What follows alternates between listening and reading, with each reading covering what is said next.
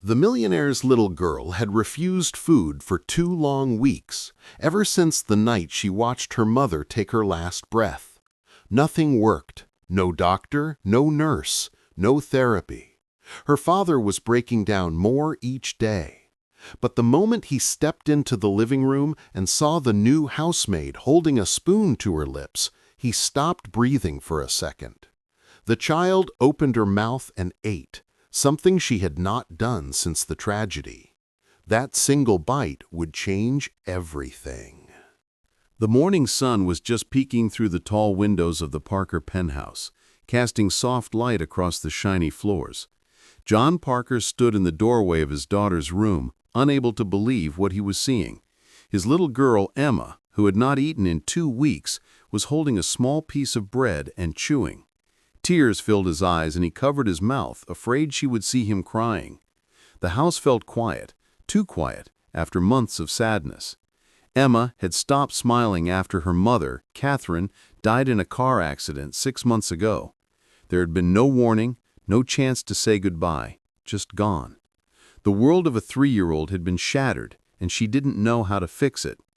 For months, John had done everything he could. He hired the best doctors in the country, child psychologists, feeding specialists, anyone who could help.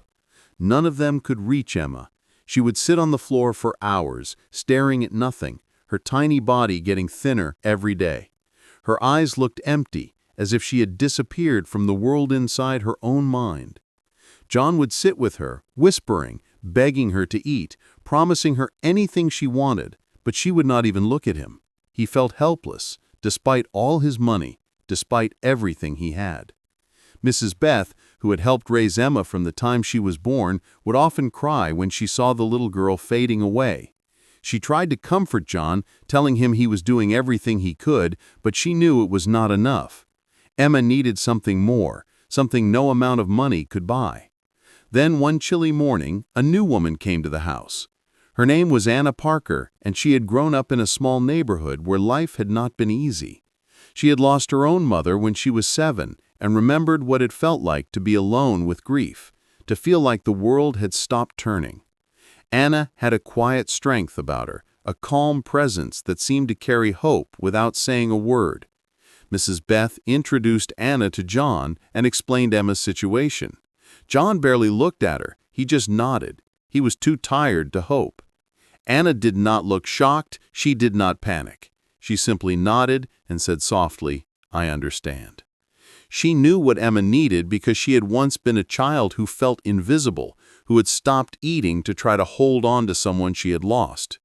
That afternoon, Anna went upstairs to Emma's room. She did not force her to eat, she did not speak loudly or demand anything. She simply sat on a small chair a few feet away from Emma and began to tell her stories. She told Emma about her own mother, about the pain of losing someone, and about how it felt when the world stopped making sense. Emma listened, her eyes flickering, just barely, as if she were trying to see if Anna was telling the truth. The next morning, Anna made something simple, just bread with a little butter, nothing fancy. She sat on the floor and started eating it slowly, as if there was no rush in the world. Emma watched her, and for the first time in 2 weeks, she reached out and took a piece. John was downstairs when Mrs. Beth ran in, breathless and barely able to speak. "She's eating," she said. John could not believe it.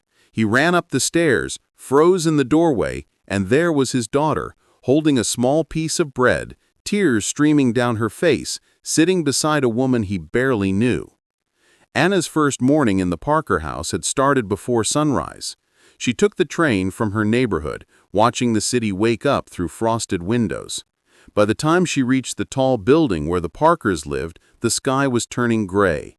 Mrs. Beth let her in through the service entrance and handed her an apron. "Breakfast first," she said quietly, pointing to the counter. Anna nodded, washing her hands and starting to prepare small plates of fruit and toast. For a long while, the kitchen was silent. No television, no music, just quiet. Anna moved carefully, chopping fruit, arranging the plates. She thought about Emma, about how a child could feel so small and lost, about how much courage it took to stay alive when the world had taken away someone you loved. When John appeared in the doorway, barely awake and with dark circles under his eyes, he did not look at Anna. He poured himself coffee and stood by the window, staring at the city below. "You're the new hire?" he said quietly. "Yes, sir, Anna Parker," she replied. He nodded once and went back to the window. Anna did not take offense. She had learned long ago that some people could only see what was right in front of them, and John was carrying a weight too heavy for anyone else to lift. The day went slowly. Anna watched Emma from a distance, learning the rhythms of the house, keeping her hands busy, but her mind stayed with the little girl upstairs. Plates of food were brought up, untouched. Anna would sit nearby, quietly, speaking softly when Emma's eyes flickered toward her. Sometimes Emma would whisper a word, barely audible, and Anna would respond gently, letting her know it was safe to be heard. Around noon, John came down again, his movements slow and heavy. He had been working from home since the first days after the accident, unable to leave his daughter alone for long. Anna handed him a simple sandwich, turkey and cheese, nothing fancy. "You should eat," she said gently. He took a small bite, not because he was hungry, but because someone reminded him he was not alone.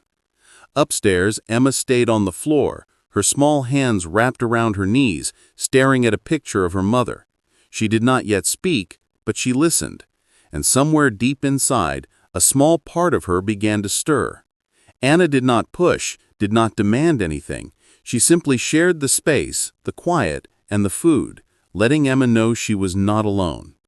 By the afternoon, the light through the windows had softened, turning golden. Mrs. Beth brought another tray of food, still untouched. Anna set it down carefully, not too close to Emma, and then pulled a chair a few feet away. Minutes passed without a word. Finally, Anna spoke, softly, telling Emma about her grandmother and how sometimes when someone is gone, food stops tasting right, and how little by little it could start to feel okay again. Emma looked at Anna, her eyes wide, as if trying to understand the words. Emma whispered something small, a question about her mother. Anna nodded, her voice gentle. She told Emma that it was okay to remember, that eating did not mean forgetting, that every bite could hold a memory of love. Emma reached for the bread, small fingers trembling, and took a piece. It was the first food she had eaten in 2 weeks. John watched from the doorway, tears filling his eyes, seeing his daughter alive again, seeing her cry for the first time since the accident. He stepped closer, dropping to his knees beside her, holding her hand and whispering that he was there, that he would never leave her again.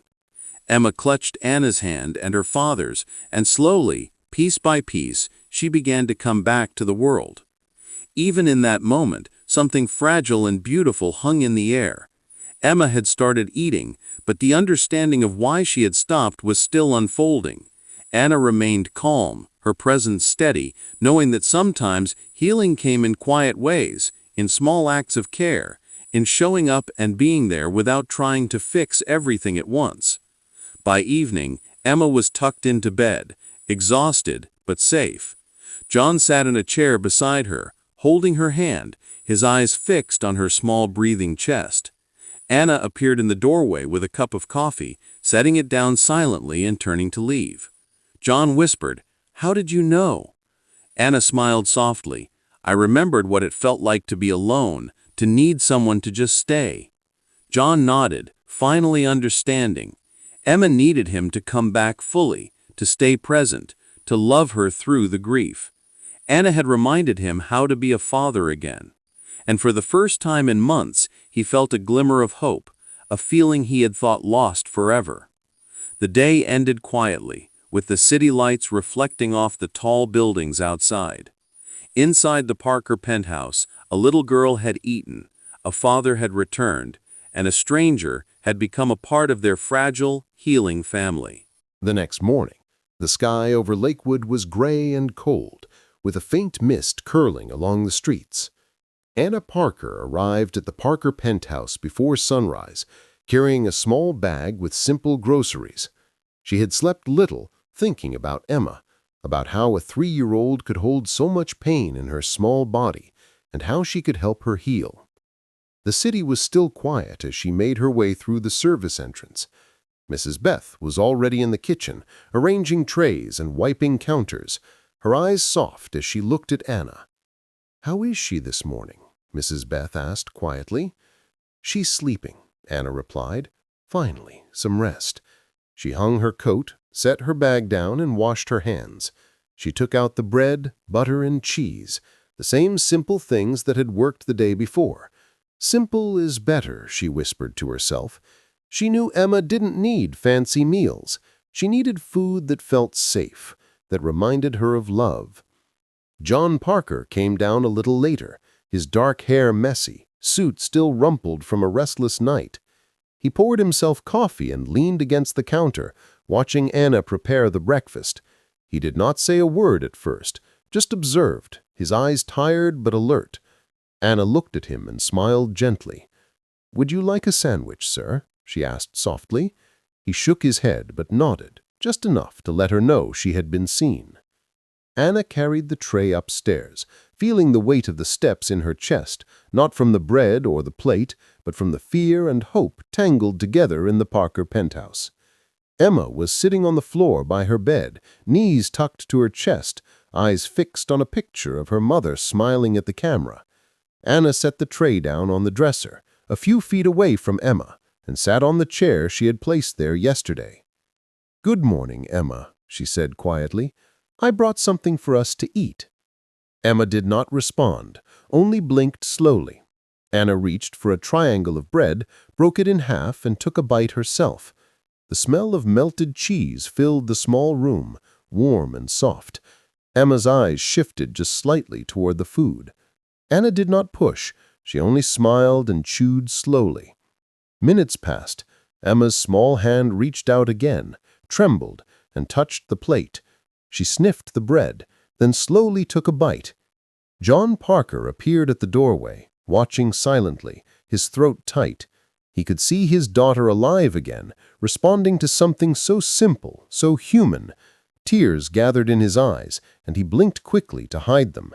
Mrs. Beth was behind him, hands pressed to her mouth, her own tears falling. This small act of eating, shared with Anna, had begun to pull Emma back from the edge. By mid-morning, Anna and Emma were in a rhythm. Anna would eat a small piece, Emma would follow. Sometimes she would eat one bite and stop, sometimes two. But each time it was a choice. Each choice was a statement that she was still here, that she still wanted to live, even in the shadow of her grief. John came down upstairs mid-morning, holding a sandwich he had made himself. He sat beside Emma, speaking softly about small things, reading a short story from a picture book. At first, Emma did not respond, only looked at him with wide eyes, as if trying to remember who he was. But slowly, she began to lean against him, her tiny hand clutching his. She took a bite of her sandwich, then another, her tears falling silently. Anna watched, heart full, knowing this was the first real connection John and Emma had shared since Catherine's death. She remembered her own mother and grandmother, how they had held her, how they had shown her it was okay to continue living after loss. Emma needed the same. Anna did not rush, did not force. She only guided, shared the space, let the love fill the room quietly. Afternoon came slowly, the light soft and golden through the tall windows. Anna and Mrs. Beth prepared a small lunch. Again, nothing fancy, just simple sandwiches and fruit. Emma was calmer, quieter, observing the preparations, but she did not speak. Anna sat beside her, telling a story about a little girl who found courage to smile again. Her eyes followed her every move, her small fingers brushing the bread, her mind opening just a little to the warmth and safety around her. John stayed near, his own presence a quiet support. He did not try to control the situation. He simply showed up, letting Anna guide the moments while he learned to be present again. Anna had taught him without words that healing sometimes comes from showing up, from holding space, from letting someone grieve with you instead of trying to fix everything at once. By late afternoon, Emma had eaten several small pieces, her cheeks pinking, her eyes brightening. She even giggled softly when Anna told a funny story about her own childhood. John's heart lifted, tears spilling down his face. He had not realized how much he had been missing, how much absence there had been in their home until this small moment of shared food, of presence, of care. That evening, the small family sat in the kitchen. Anna prepared a grilled cheese, the smell filling the room. Emma watched, her little eyes shining with curiosity. "Can I help?" she asked quietly. Anna smiled, handing her a small spatula. Together they made the sandwich, laughing softly when the cheese oozed out. John stood nearby, marveling at the simple joy, the small miracle of his daughter participating, living, eating again.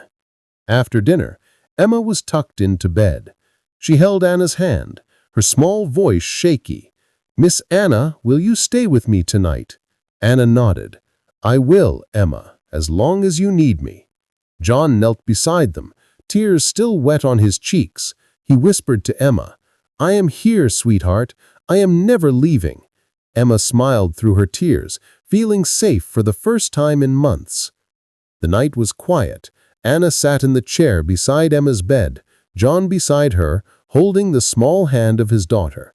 They did not speak much, only breathed, letting the moments fill the room quietly. Emma's soft breathing was steady, calm, and for the first time in months, the Parker penthouse felt alive again, warm with care and love. Over the next few days, this routine continued. Anna arrived early, prepared simple meals, and sat with Emma. Each day, Emma ate more, her cheeks rosy, her eyes brightening. John slowly returned to himself, spending time with Emma, reading her books, tucking her in, and laughing softly at her small jokes. Mrs. Beth watched quietly, grateful for Anna's presence, seeing the little girl who had almost disappeared slowly returning to life. Anna taught Emma to associate food with love, not fear, and taught John to be fully present, without rushing, without demanding, only giving space and care. Sunday mornings became their special time, with grilled cheese sandwiches and laughter. Emma would stand on a small stool, carefully spreading butter on bread, while Anna guided her hand. John would cook alongside, flipping sandwiches, smiling at the small successes, the giggles, and the progress. By the end of the second week, Emma's transformation was clear. She laughed freely, she spoke again, asking questions, telling stories, even singing softly as she played with her toys. John had returned fully to his role as a father, no longer consumed by work, present for every meal, every moment. The penthouse had changed, not in its furniture or its walls, but in the life inside. Love and care were flowing again, and hope was no longer fragile, but growing. One afternoon, Emma, sitting at the table with her grilled cheese, looked at Anna and asked softly, "Do you think Mommy is friends with your Mama in heaven?" Anna felt her heart tighten and smiled gently. "I think they are best friends, Emma." Emma's small face lit up with a smile, and John, watching from the counter, felt something he had not felt in months. Peace, the kind that comes after fear had lifted, if only a little. As evening fell, Anna cleaned up the kitchen, humming softly. John approached her, his voice low and careful. "Anna, I don't know how to thank you for what you have done." She shook her head. "You don't need to. You gave me my daughter back, John. She was never gone. She was just waiting for you to come home." John nodded, realizing the truth in her words. Anna had not only guided Emma back to life, she had reminded him how to be a father, how to show up fully, how to care without fear. The night was calm. Emma slept peacefully, John and Anna sitting quietly, holding hands across the small kitchen table, grateful for the progress, for the healing, for the small victories that each day had brought. Outside, Lakewood city lights shone softly, reflecting the warmth that had returned inside the Parker home. Weeks passed in the Parker penthouse, and the change was undeniable. Emma ate every meal, slowly at first, then with growing confidence. Her cheeks were no longer pale, her eyes sparkled with curiosity, and her laughter filled the high-ceilinged rooms. John Parker had returned to being a father in full, spending mornings reading stories, afternoons playing in the park, and evenings tucking Emma into bed. The once silent penthouse now hummed with life, and even the smallest moments felt like miracles. Sunday mornings had become sacred. Emma stood on her little stool at the kitchen counter, carefully spreading butter on bread, while Anna guided her hand. John manned the stove, flipping sandwiches with a smile, talking softly to Emma about everything and nothing at all. The smell of grilled cheese filled the kitchen, mingling with laughter and chatter. The ritual was more than a meal. It was a bond, a celebration of life returning to their home. One sunny afternoon, about a month after Emma's breakthrough, they walked to Lakewood Park together. Emma ran ahead, her tiny legs carrying her joy with every step. John and Anna followed slowly, smiling at her carefree laughter. "I don't know how to thank you, Anna," John said quietly, his eyes on Emma. "You don't have to," Anna replied. "You gave me my daughter back. She was never gone, just waiting for you to show up." John stopped, absorbing her words. He realized that she was right. Emma had been waiting for him to be present, not just in body, but in heart. He had been too lost in his grief to see it, but Anna had reminded him how to care, how to love, and how to stay.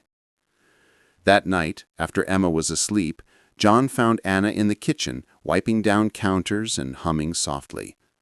"Anna," he said, voice low, "I need to tell you something." She turned, curious, her heart beating fast. "These past weeks, watching you with Emma, seeing what you've done for her, for me, I've realized something. I'm falling in love with you." She blinked, her chest tightening. "You are?" she whispered. John nodded, his voice trembling. "I don't expect anything. I just needed you to know. You came into our lives when we needed you most. You didn't just save Emma. You saved me, too."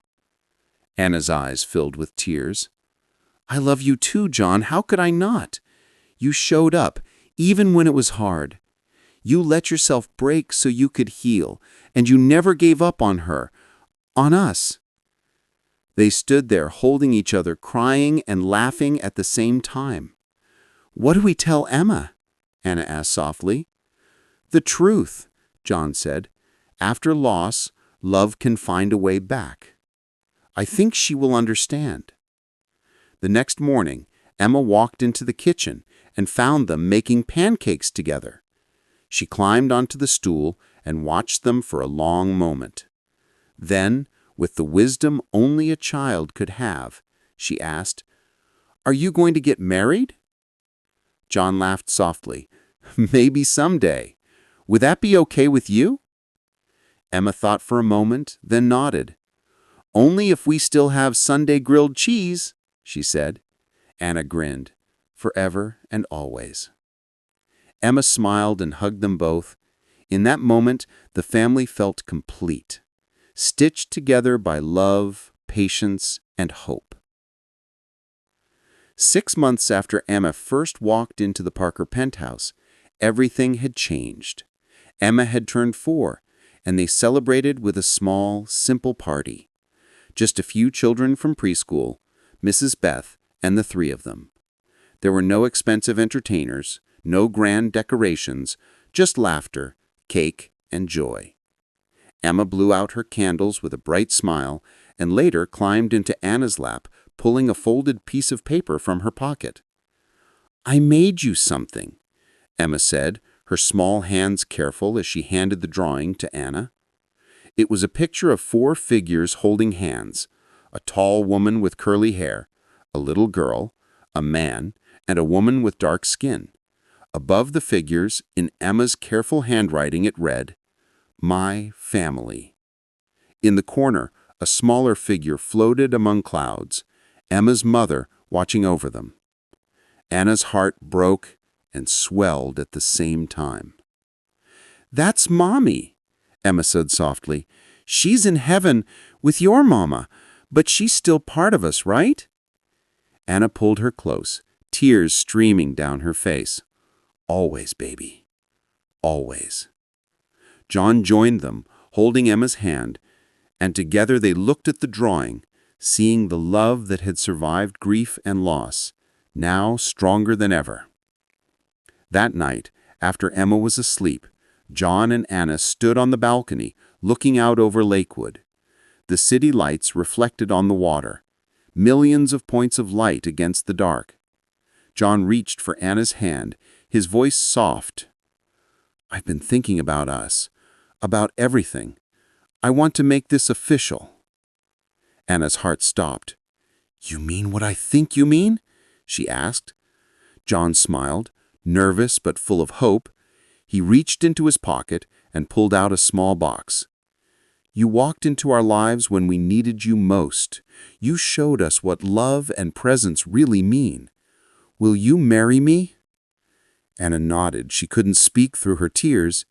He slipped the ring on her finger, and they held each other, crying and laughing in the cool night air. "I can't believe this is real," she whispered. "Neither can I." Their hearts were full, their lives forever changed by courage, love, and the simple act of showing up for someone in need. 3 months later, they were married in a small ceremony. Emma was the flower girl, grinning as she carried a basket of roses. When John and Anna said their vows, Emma stood between them, holding both their hands. The family was complete, not in the way they had expected, but in the way life had built it through love and resilience. That night, after the guests left and Emma was asleep, John and Anna sat in the living room, holding hands. Emma was curled up on the couch, half asleep, but refusing to go to bed. "Tell me the story again," she mumbled. "Which story?" John asked. "The one about how Miss Anna came here." Anna smiled, and John began to tell the story. How Anna had sat with Emma when no one else could, how a simple grilled cheese had changed everything. Emma listened with her eyes closed, a small smile on her face. "Daddy?" she whispered. "Yeah, sweetheart," he replied. "I'm glad you stayed." John's throat closed. "Me too, baby. Me too." Emma's voice softened as she spoke again. "I think this is what Mommy wanted." Anna kissed her head gently. "I think you're right." Emma yawned. "Can we have pancakes tomorrow?" John laughed. "Anything you want, baby, and grilled cheese on Sunday, always." Emma smiled, closed her eyes, and drifted off to sleep. John and Anna stayed nearby, watching her breathe, feeling the warmth of a family that had survived darkness and grief. They had done it together. They had healed together. And in that quiet moment, they knew that the love they had built was unshakable, born from patience, presence, and the courage to simply show up for each other. The Parker penthouse, once cold and silent, was now filled with warmth, laughter, and hope. They had learned that healing doesn't come from money or power, but from love, patience, and the simple act of being there. Emma stirred slightly in her sleep and mumbled, "I love you." Anna leaned close, brushing a strand of hair from her face. "We love you too, sweetheart, more than you will ever know." And in that moment, everything they had been through, the grief, the loss, the fear, the long nights of tears, made sense. It had led them here, to this family, to this home, to a love stronger than they had ever imagined. The darkest moments had given way to the brightest beginnings. The little girl who had stopped eating, the father who had lost his way, and the humble woman who had walked into their lives had built something unbreakable.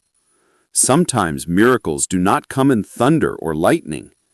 Sometimes they come quietly in grilled cheese sandwiches, Sunday mornings, and the courage to simply show up for each other. The Parker family had found life again. They had found love again, and they would never take it for granted.